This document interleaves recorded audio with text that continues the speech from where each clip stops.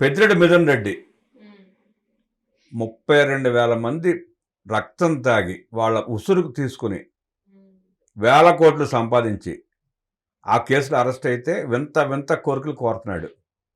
పరుపులు అంటాడు, దిళ్ళు అంటాడు, మంచాలు అంటాడు, రకరకాల కోరికలు కోరుతున్నారు.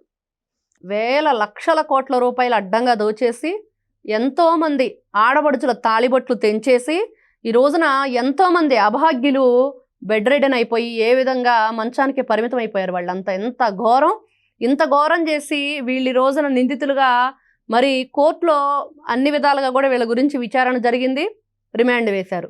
మరి ఇప్పుడు కూడా వీళ్ళని పంది కుక్కుల్లాగా మేపాలని ప్రజలు అడుగుతున్నారు. వాళ్ళ ఆస్తులు జప్తు చేయండి, వాళ్ళ దగ్గర ఉన్నవన్నీ దాచుకున్నవన్నీ కూడా బయటకు లాగండి. ఎందుకు వీళ్ళకి ఇన్ని రకాలుగా వైభోగం ఎందుకు? గతంలో చేసిన పాపాల చిట్టా అంతా బయటకు తీసి ఈ విధంగా ఆడపడుచుల్ని ఈ విధంగా వీళ్ళు ఏడిపించిన ఎంత ఘోరం, ఎంత నేరం, ఇంతకంటే అమానుషం ఇంకోటి ఉంటుందా?